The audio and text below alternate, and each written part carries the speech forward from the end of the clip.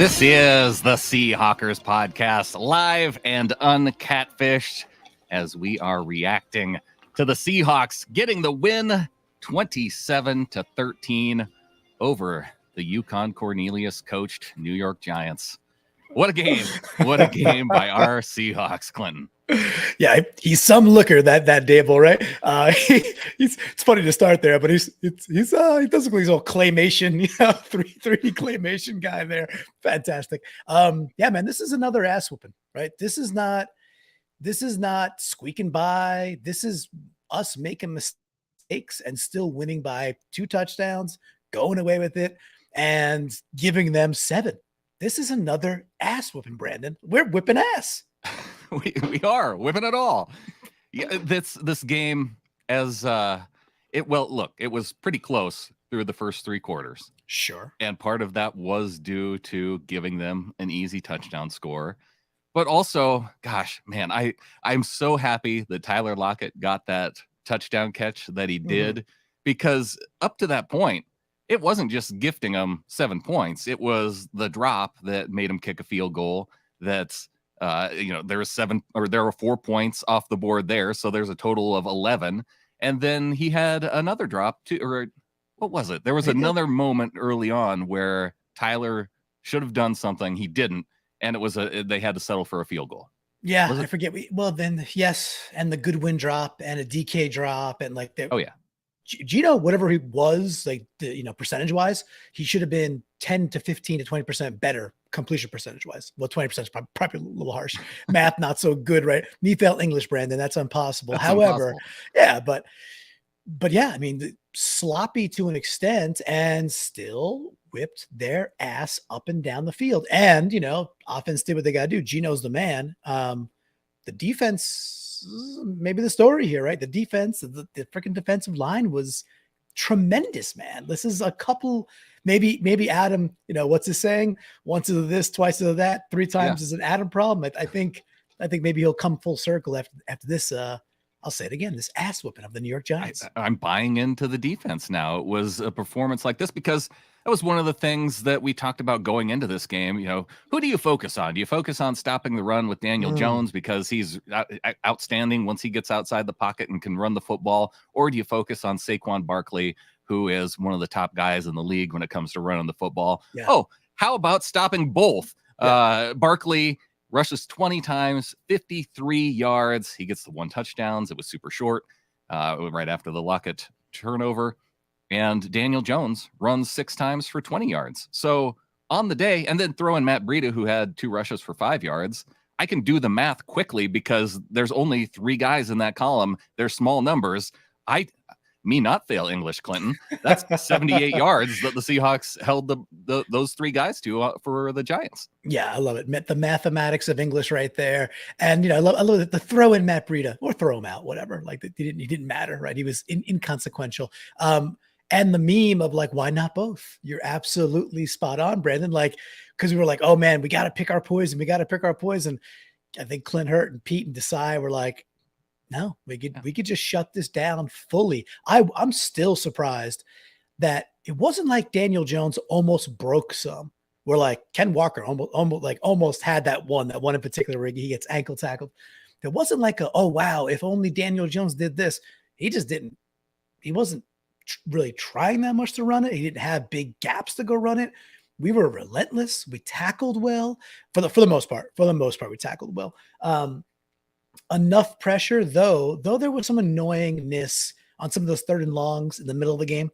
There was just one by Bruce super early in the game where he just has a straight shot right at Daniel Jones and absolutely whiffs. Yeah. But I hate to nitpick the defense because the defense is what we're celebrating on a day like today, where essentially they held them to 6 points. Ryan coming in with the $9.99 super chat, our live executive producer. What a win.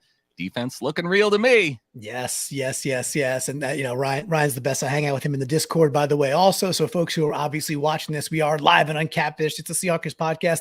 And hey, the best, just freaking get involved, people.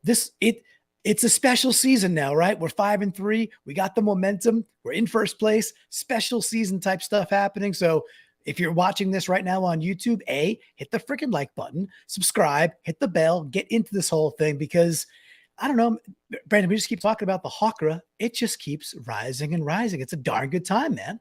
Keeps on growing. Jeremy Green coming in saying this team feels special, right? Like the beginning of the LOB and Marshawn reign. And it feels special because it's different. I mean, for one, they're exceeding expectations beyond, I think, even what some of the most optimistic Seahawks fans expected going into the season, saying, well, we could. I don't think anybody could have expected Geno to be as good as he's been, the kind of leader that he's been, the combine that with the rookies going off the way they're going off. It's all coming together right now, and it feels awfully good. Shoot, we even saw Pete Carroll doing some high knees down the sideline, running into officials, not even caring. Well, I have a theory on that one, Bren, because we were home. Right. So we didn't have a flight. So he's like, I got to do it now. He was like, I can't do high knees in the aisle. There's no aisle. Like, he's probably going to have an Uber or a car, whatever he does nowadays. Maybe he segues home. I don't know what Coach Carroll does. I could see him segueing, zipping through wherever he lives home.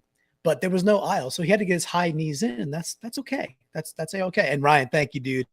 The executive producer. We do appreciate it. And of course, all the super chats, the whole thing already. Super duper welcome. There it is, Jeremy. I do appreciate you recognizing the victory flannel. That's coming out today. Now, Brandon, quick question on the victory flannel. Does it go into victory formation, and can you do a backflip when you win? Is it like a super cape? Is it like, Doctor Strange's cape where you could do whatever you want, Marquise Goodwin style? Okay. If I'll make this deal with you, with everybody listening. This is live. I'm willing to chance it. If the Seahawks never lose a game again this season, I will attempt a backflip in my flannel shirt. I love it. Now, folks, it's on the record, and he's not, there's no parameters there, meaning he can do it however he wants to. So he wants to do that into a pile of balls. He wants to do that into, off a trampoline. It's all open. We're not going to hold him to it and say, you got to do it over cement. We don't want Brandon dead. Brandon, I don't want you. I just have to attempt. I have to attempt a backflip. The shirt has to be on. Right. In some way. Maybe even in the metaverse. Maybe we get you in the metaverse and you attempt one there. I'll do it in this one. Okay. Yeah. That's bold. That must be the liquid death hitting you, dude. You're feeling so bold right now. I just murdered your thirst. I sealed it with a drink. I mean, that's how you know that it's for real. Absolutely. DJ Nichols coming in. That Jordan Brooks tackle of Barkley at the line was elite level. Yes. That juke did not phase him at all. This defense is locking in. That was a great tackle by Brooks. Brooks, a great day overall. I didn't see any plays of his where I really was, throwing my hat or anything. Good day overall. And the defensive line, like Ryan said, 5 sacks on the day. Outstanding. And it was, and the 5, obviously 2, yes, it's 5 sacks. And it's a little bit like getting some empty net goals in hockey, but they still count, because we got very, very late goals. I mean, very, very late, the 2 last plays of the game were sacks. Doesn't matter. They show up, they count in the stats. It's all good. An empty net goal is a goal. Doesn't matter. There were some times, though, during the game where pressure on third down was a little bit lacking. That was the biggest pain in my butt, man. It was like when it's like 3rd and 9, or there was a bunch right in the middle of the game where we just did. I was like, send the 5th guy. What do they have out there? They have a backup tight end for a rookie tight end who had his eye poked out, unfortunately, right? Hopefully he heals up. They got Darius Slayton, who is on any other team is a okay 2, likely a 3. Wan'Dale Robinson, not really involved. A bunch of other dudes. Who the heck knows who they are? Like, take a chance. And, oh, by the way, Tariq Woolen is getting the Tariq Woolen treatment. I would call it something else, but now it's a Tariq Woolen treatment. They just don't throw to him. Like, very rarely do they throw the ball to him. And the couple times where they do, it's some kind of contested catch or an amazing play. Like, it took Slayton everything that he could just to not get that ball intercepted, and it was an amazing catch. He ends up coming away with it the one time where it was a completed pass against him. Totally. But So, and that's why I was like so much like on the, hey, let's freaking bring a dude, when it's 3rd and 9, because don't fear the Reaper out there. Let's be a little more aggressive. Turned out didn't have to at all. All's well that ends well. But it could have ended a little bit. We didn't have to. Was it tied going to the 4th quarter? Right? Was this game tied? ooh, it Right? was. Let's see. It Didn't you was score 10 2 to 7 touchdowns? going into the half, and Right. then they got the field goal. I think it was no. It was. We were up by 3 going into the 4th. You're right. Okay, so 13-10 at that point. Is that right? Yeah. Okay. So, Or but still 16-13. Oh, 16. Okay, great. Still tight and did not have 13-10. to be. You're right. Either way, it's all good. Whatever. We again, ass whooping. Sojin asking on the screen here. Any news on Neal? I don't know. Do you see anything? Oh, yeah. Pete Carroll addressed it in the press conference afterward. And one of the reasons why, because you saw Neal coming off the field. He was like laughing. And he was kind of laughing. Yeah. Pete was saying, he cramped up in one leg, then he cramped up in the other leg, and he still decided to go back out there, and he cramped up again. And so I think he was just laughing at the fact that he just could not, get hydrated, Ryan. Liquid death, Ryan. Geez Louise, like murder your cramps there, dude. I was like, okay, either Pete's psychotic, very, very real possibility, right? Very, very real thing that Pete's psychotic, and he's laughing as a player comes off. But I was like, that's probably not it. I was like, so it's most likely a cramp or something that's like not serious. It's kind of comical that he got it on both sides and he's coming back out there. The third possibility was like he had a poop, but real bad, real. Couldn't even get to the cart. Couldn't even use his legs anymore. Just cha down the leg. Had to be helped off. Washington Fish Quest in with a $5 super chat. I don't care that he isn't fat yet. It's Waldron the Cauldron season. Coined by Clinton. Shane's play calls deserve massive credit. Happy Halloween. Well, speaking of deserving, Washington Fish. I said the same thing you did. Washington Fish. It's impossible Quest. to say correctly. Yeah, Washington Fish Quest. We know him also, friends of the pod to the Seahawkers Nest pod. He was a sponsor of their pod for a bit. So for the fishermen out in that area, really good dude. And I'm not even a fisherman because I just don't do it a lot. However, I've watched probably 7 to 10 of his videos. They're actually really entertaining. Like I learned stuff. I'm like, oh, that's cool. Talks about like the particular type of bait, what he's going for that day. He's out there on the boat giving you some lessons. Really, really just fun stuff. So if you do like to fish, especially in that area, check out his YouTube because it's really good. So thank you for I would say that whether or not you gave us a super chat, because I think what you do is cool as a creator. And with the super chat, I'm going to say it again. So thanks, man. When it comes to baiting, he's the master. All right, moving on. Where are we at with the Seahawks? I don't know. We're anywhere. Ken Walker on the day, one of the most exciting runs, and listening to Pete talk about the Ken Walker touchdown run. Now, he only had 18 carries, 51 yards. I mean, not only 18 carries. He had 18 carries, but only 51 yards. And a big part of that was because the Giants were, they were there to stop Ken Walker. They did not want to get beat by Walker. And yet, that touchdown run by that was something special. Pete couldn't even believe it after the game. He was running to the left. Well, as they showed on the broadcast, the play was designed to go to the right.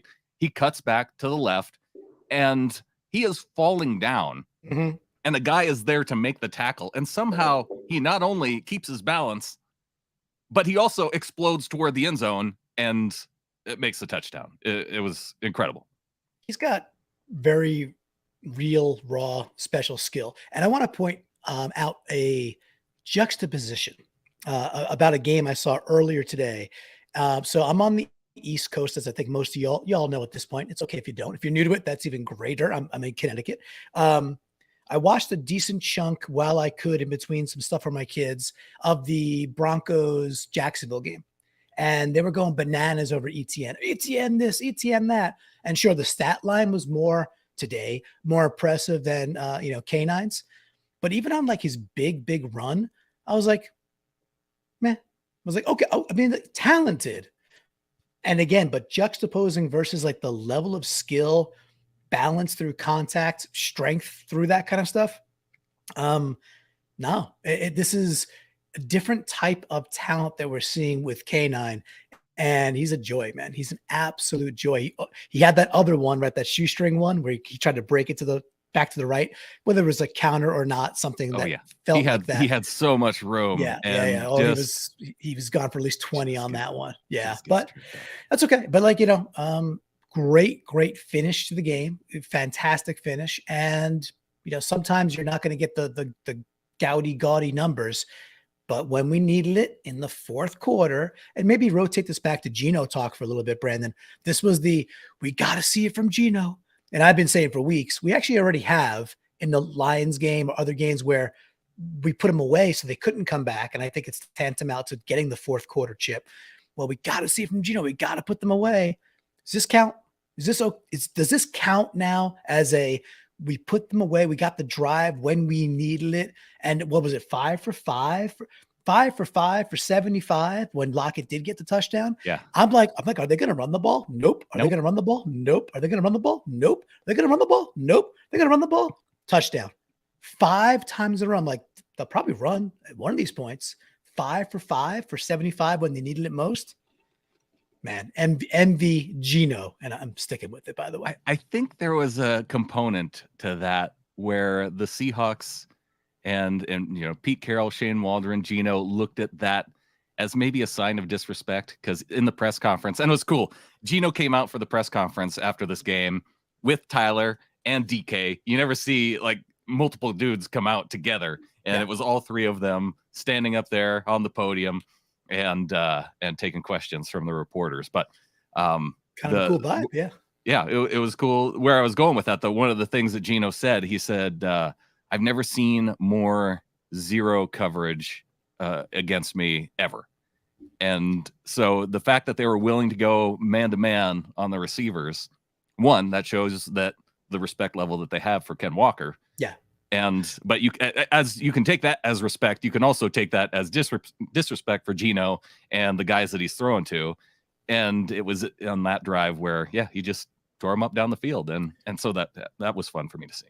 I like, and it's a great thing to pull out, right? I like when the athletes will use things like that as fuel, whether or not it's thank you, Ryan, MV Geno, not MV Pino, because that just sounds weird, folks. Let's be there. Oh, there's Thomas. Hope you guys are watching this live because it's that much more fun on YouTube. If I haven't said yet, youtube.com/Seahawkers podcast. Subscribe already. MV Pino versus MV Geno. We all know it's MV Geno. That's all good. I like when an athlete can extract these things and put a chip on their own shoulder when I don't actually think it exists. If you look at the data, which is fun to look at, the Giants run more cover 1 than any team in the league. Right. So they just didn't change their stripes.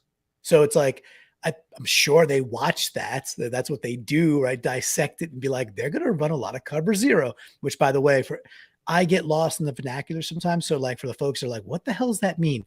Basically man, right? Cover 0, cover 1 are versions of man coverage. So to keep it super dead simple, a lot less zone, a lot more man coverage. Whereas Seattle's almost the antithesis. We play quite a bit of zone still in this scheme and not cover 0, not cover 1. So I think Geno bringing his troops up there with him is a little bit of showing out, and that's okay. That the bravado is nice and it's cool to see, but it's like, that's what the Giants do. I don't think it's a slight on Geno. He wants to take it like that. Cool. He sliced and diced him. So, Dable, hey, by the way, coach of the year, it ain't Dable. I'm not going to say who it is. Yeah. But well, you did coin this, the coach of the year bowl. So sure I think with the front runner, probably the front runner losing, I think we now have a new front runner in head coach Pete Carroll. We saw that great video by I forget the name of the Twitter. It was something with Morty, right? Whatever that guy was, who was doing his very best, and I would say very good Cable Thanos style hype video this week, where the Seahawks car is just buzzing past the teams. Well, Coach Carroll just took the pole position in the coach of the year, race. And I'm celebrating that, man. As you know, I like running the ball. I like playing good defense. I like old school football and the way we played the game today. In fact, I thought we could have ran the ball more in the first half. I was surprised we threw it as much as we did.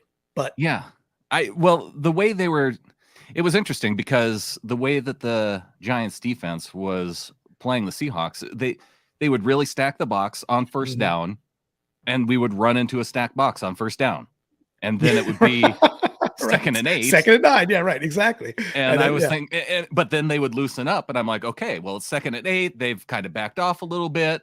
Let's run the ball some more. But then they throw it. So, but Geno was so efficient. It was working out well. So, they get the win anyway. It all worked out.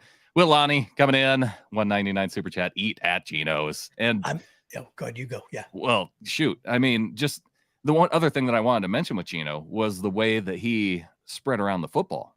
Tyler Lockett, 8 targets. Metcalf, 10 targets. Goodwin, 5 targets. And then, I mean, you had Walker with a catch, Eskridge with a catch, Parkinson, Disley had 2, Fant had 2, Homer had a catch. He spread the football around to all over the place. Yeah, he was spreading that wealth, no doubt about that. And that was amidst all those drops we talked about. There were a healthy selection of drops.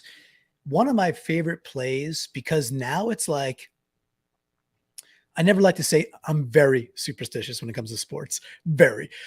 So I never like to say things that like oh, now I got to eat that 2 weeks later. So I won't say it. I'm going to curb myself. However, I will say, I really enjoy when we do the fake pitch left, boot right. And that's usually what it is. Fake pitch left, boot right. And then you got like a tight end drag across the seam there, just across the field. Like, I'm not going to say it's open. It's open a lot is how I'm going to phrase this, Brandon. And then you could see it because it's really like a lot of plays. Sometimes you don't know what's happening because you're not watching an all 22, and we're not trained like as like we're not professional football watchers. Although sometimes I feel like we are, but we're going left to right or right to left. So sometimes you can't see what the hell's happening developing wise. That's one of those plays where you can see it all. It's like it's meant for the tight end to drag across. The whole system is washing to follow, especially when you got K9. They're just tracking him, so everything's getting sucked to one side, and then it's just open. And sometimes it's Tyler Lockett, sometimes it's Noah Fant, so it's not always a tight end. But that fake pitch boot and then just in stride little dink. Sometimes it's Will Disley. What did we run that 3 or 4 times? Each time it felt like to me, it was like 10 to 17 yard chain movers. Just lovely. Like the moment he keeps it, you're like, this is the first down. It's freaking and there's awesome. Usually a pass rusher there that usually has to try and track down Geno, but it doesn't even matter because Geno's going to make the guy miss, and he's going to either, lob it around him or outrun him and drop it into the tight end there for a first down. Yeah, absolutely love it. And another thing we love, another super chat coming in from Homecomings Record LLC. I'm assuming maybe some record company. So hey, if that's your jam, what kind of music? I'm a music guy, so I want to know what you're pumping there. But he says, how hilarious was that Pete penalty? We did jam on that a little bit earlier. It was freaking classic, man. I love that Pete was just like, he's like, oh, he remember, was it Euro trip with the Italian guy? Oh, scusi, like just trying to, and then he throws the flag and he's like, oh, like as if it's like astounding. He possibly could have thrown the flag for being on the field, Pete. So, but he was very, very scusi for me. It was very funny. Now, the thing that was a bummer about that though, was it came on the same play where Geno picked up a huge first down to keep them going. And then, they end up having to bring it back. And I felt but not really though. But it was a after the play foul. So the first down still stood. They still had the first down stood, but then they had to go back another 15 yards. So they're at the same spot on the field, but they got a new set of downs. But anyway, it still kind of took out the momentum because the play clock stopped. It would have gone all the way down to the 2-minute warning had the penalty not happened there. And then that gives the Giants an opportunity to call a couple more timeouts before the 2-minute warning, and so it gave them extra time that they didn't really. No, you're right. It did. That ended up turning into 2 sacks and all that jazz, but that's not always the case, right? That's not Not always the case. All right. So wait. So why don't you take that one that you put on the screen there? Yeah, Ryan says Clinton relentlessly searching for the proper way to say something without jinxing us. It's very true. I want to keep the good times going and keep the vibes going, and I don't want to be the one to be like it, because I'm on record here, right? And like as we all know, we're doing 5 shows a week, so dumb things could be said. So I try to curb that to make sure we're just in a groove.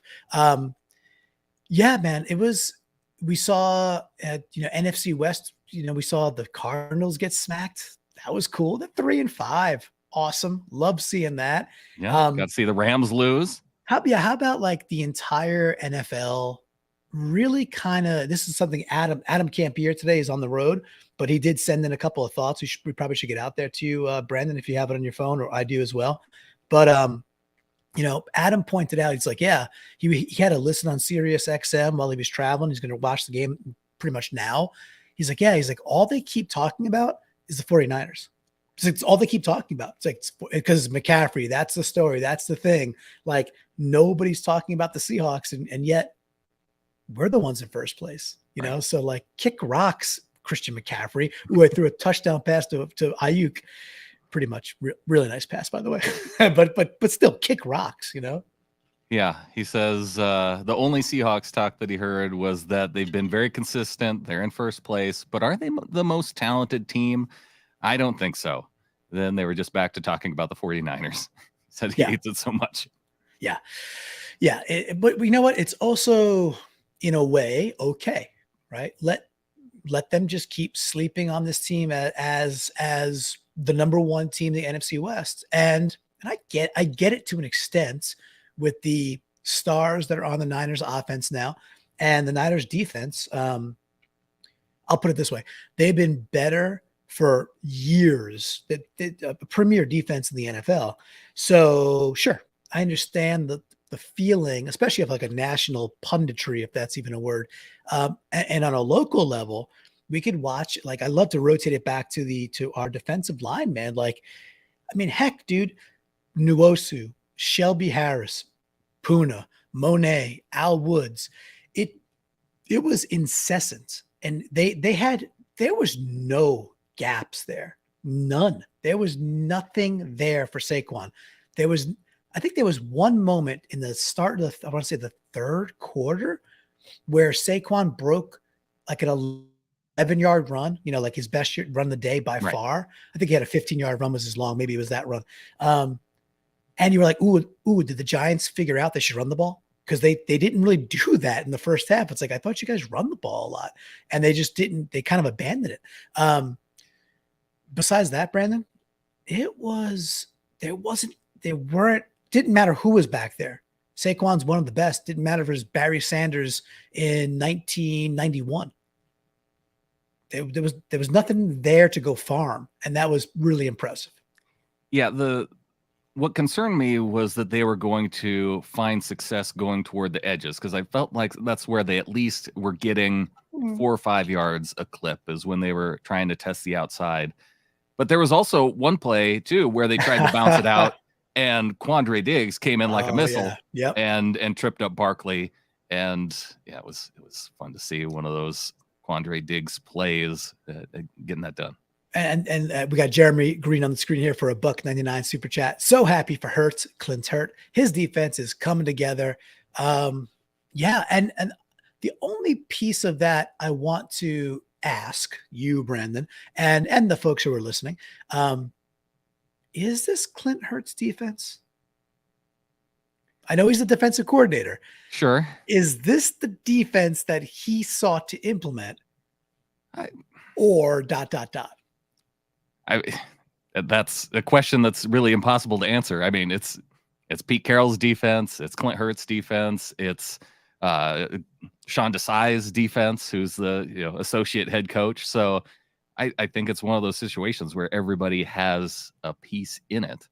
And that's part of the cool thing about this team. It feels very much collaborative. You brought up all of the expectations around the 49ers and their defense. And I think a big part of that is because in terms of top tier talent out of the draft, Right. you would look at them and say, well, they got all these first round picks, second round picks. They have more talent in terms of, I feel like when guys come out of the draft, if they're toward the top of the draft, it sticks with them. Of course it does. Yeah. The pedigree, it does. Right. For you. I mean, listen, as an example, I tweeted about this. Yes. I tweeted about this during the game, especially when we were giving up those third downs. I'm like, hey, we benched, right? Like, call it what it is. We healthy scratched Miles Adams. And I'm not on this train because he joined the podcast. That's like, for those who listen to this, show a lot. Yes, we interviewed him in August. I'm not on this train because Miles Adams was nice enough to join us. He joined us because we were on this train a year and a half ago, like being like, hey, dude, you're special. Like, and literally reaching out to him, be like, hey, we think you're really good. You want to come tell the world your story? And he did. For us to give up, LJ Collier put in LJ for Miles Adams, when we had third downs where we couldn't get pressure with 4, I was frustrated by that because I'm like, dude, I think Miles Adams would get pressure up the middle. And, I see on the screen, Sojin saying, crazy to see LJ make a play. Yeah. I guess I just guess. It's like, all right. I mean, which play? Which one is Sojin talking about? Do you know, Brandon? Can you? I can't pick it out in my head. I do remember Cody Barton making a play. Yeah, he did. And some people say, well, he didn't make the play, but it was fourth down. He got up, he made the pass breakup, and the offense got the ball. So I was happy to see Cody make a play. Cody has been good for a couple of weeks now, and he's been better when we went to a different style of defense. That's why I was questioning the Clint Hurt comment before, because I think we kind of just throttled back to last year's defense and played a little simpler. And that's better for Cody Barton, and it's showing out, which at the end of the day, who cares? Yeah. I don't care. I don't care who gets the credit, like, we just want to see wins, but we're seeing a really exciting defense. This is fun, man. This is fun. The only caveat I'll say about all of it, and I said it, I think last week in one of the shows, Brandon, was we still haven't played the premier quarterback with actually a really good set of wide receivers. That test will come. However, week after week after week after week in the NFL, there's not that many teams that actually qualify into that category. There's just not.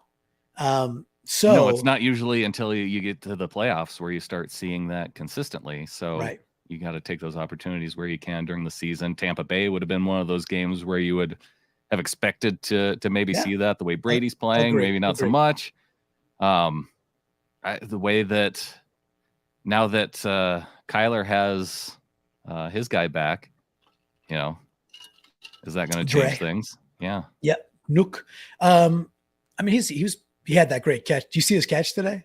Oh yeah, it was insane. That was the one-hander in the end zone. That was a great catch. I was just like, oh man, like, that's the cool part about sports is like all the sports hate can flow when you see something amazing and you're like, oh, he just did that.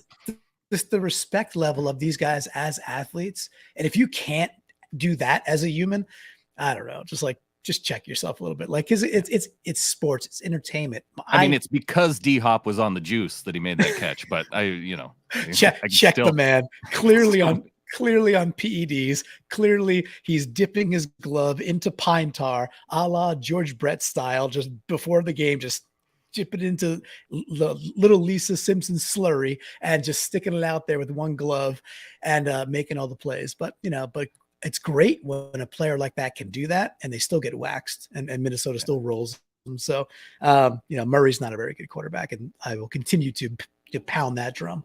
Oh yeah. Well, he was very pouty. You don't say. Brian challenging you a little bit here on the screen though, saying, so Waldron gets all the credit for offense, but Hurdy can't get an in. Correct. Okay. Correct. Sounds that I expected, but okay. All right. Will Lonnie.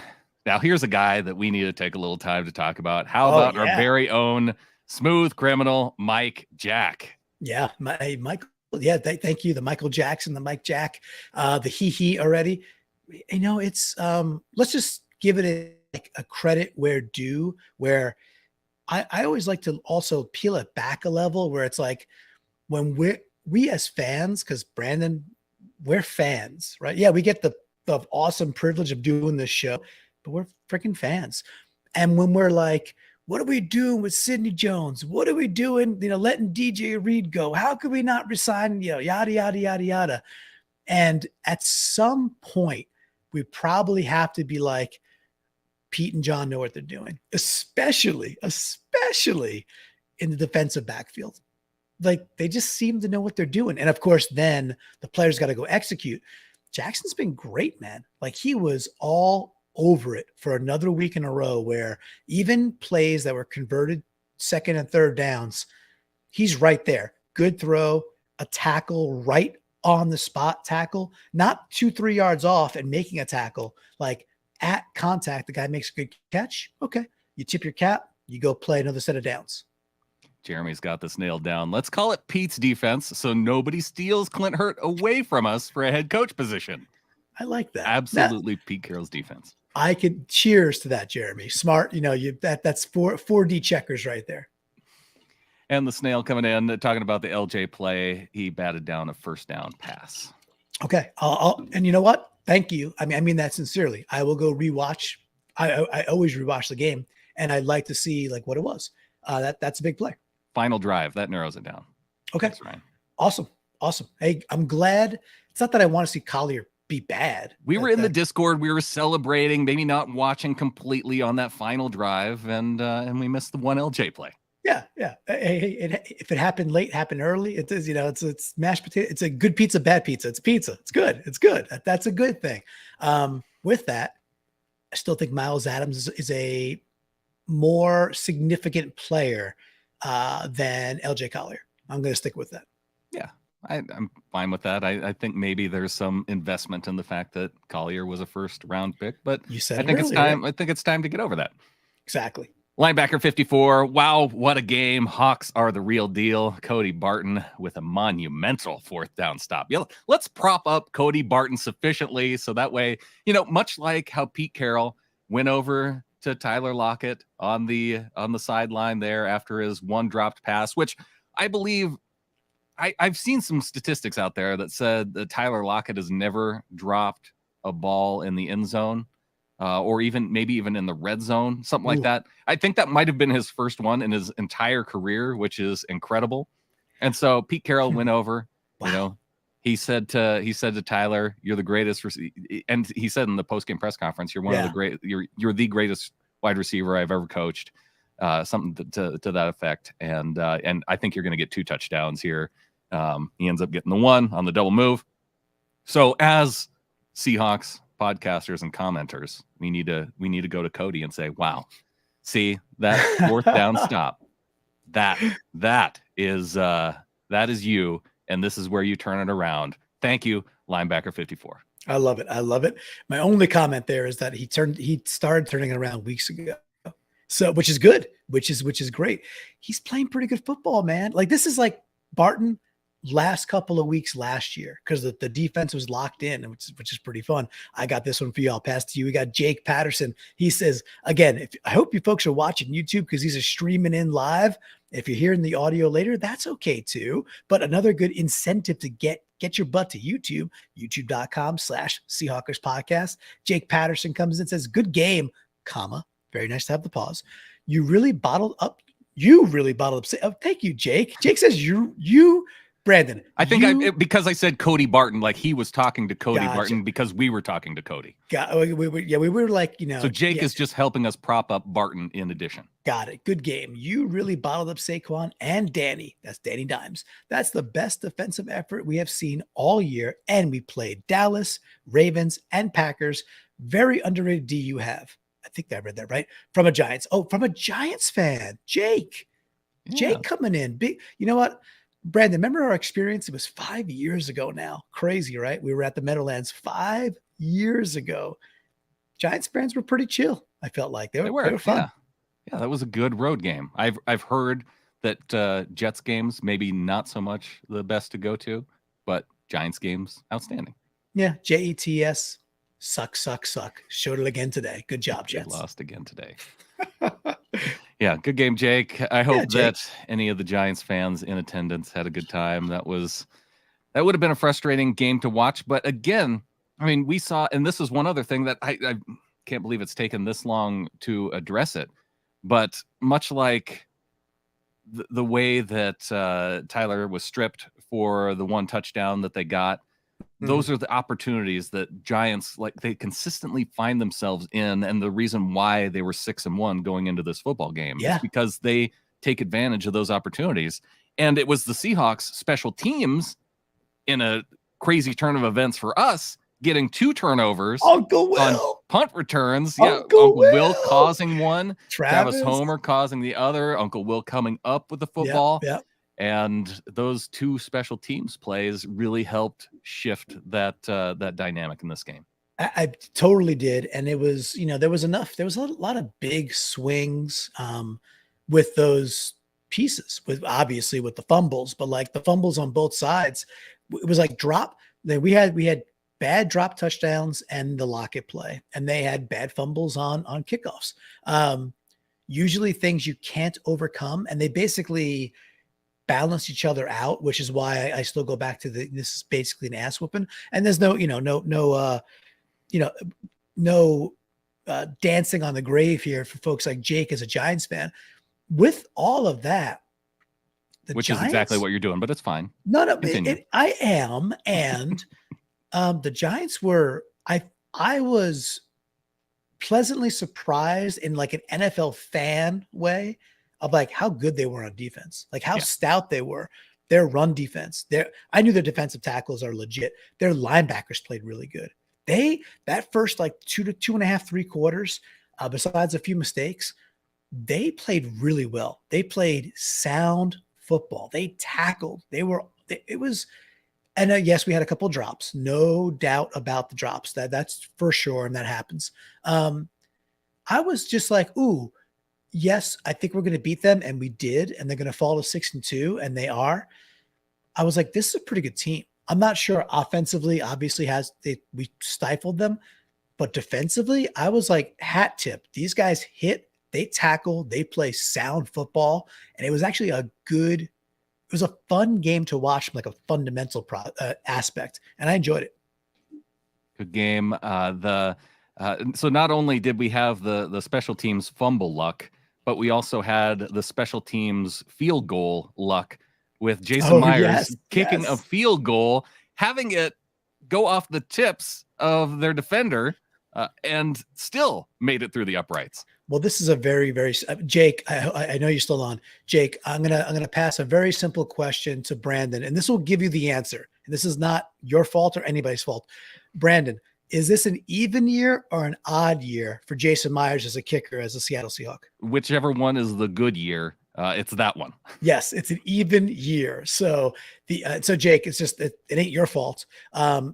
It's the cosmos working against you in this case, and that's hard to beat, even in the multiverse. It's an even year. So Myers is a good kicker this year. So even when batted down and deflected, enough gumption to get over the bar for 3, because that would have been huge if they could have gotten away with nothing there. But the odds were forever in our favor with that one. Yeah, just for it's always the Giants, just for the statue, for when we make all the noise and cause the 11, 12, 13 false starts, whatever it was in that one Giants game. Now we'll have the Richie James statue next to the 12th man making noise statue. Yeah. And it's only coming up against the Giants. I have an idea. The same night that we erect at some point soon the beast mode statue, that'll happen. There will be a beast mode statue at some point that will retire. They'll retire his number the same night.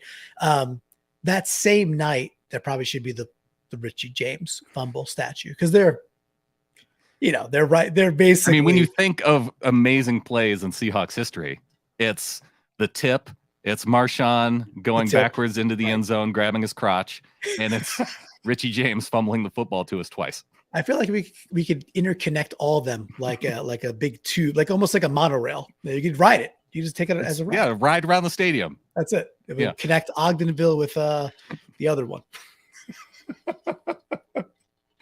All right, we got line. We're back with another $5 super chat here. Linebacker 54. Damn, this team getting me to believe again. Let's go Hawks. Let's go Geno. Sign the dang man. Brandon, I am all in on signing Geno to a multi-year contract. I have been for weeks, and it's getting more.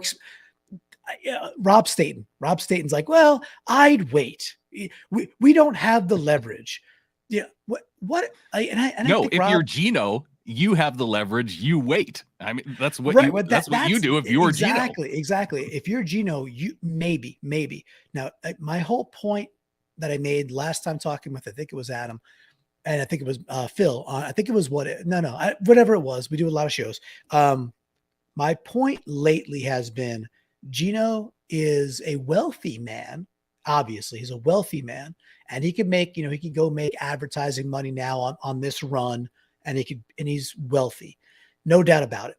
He's wealthier. He's way up there. He's not generationally wealthy yet. He could be handed a 3-year, $75 to $90 million contract with $40 million guaranteed tomorrow. And in a system he really enjoys, obviously, he flourishes in. I find it hard to believe somebody that smart could turn down that kind of money. Like you stroke a pen and $40 million of bonus money shows up in your signing bonus, shows up in your bank account. After these 10 years, I'm just saying, Schneider, put a contract in front of Geno. We've been talking about this since the Atlanta game. I was like, dude, sign him. It's there. It's obvious. Re-sign him. Multi-year contract. Yeah. Brandon, do you have a number? Adam jacked it to 30 million last time we talked. Yeah, I guess when my mind goes to 25 right away, but that may not be enough to make it done, to make it happen.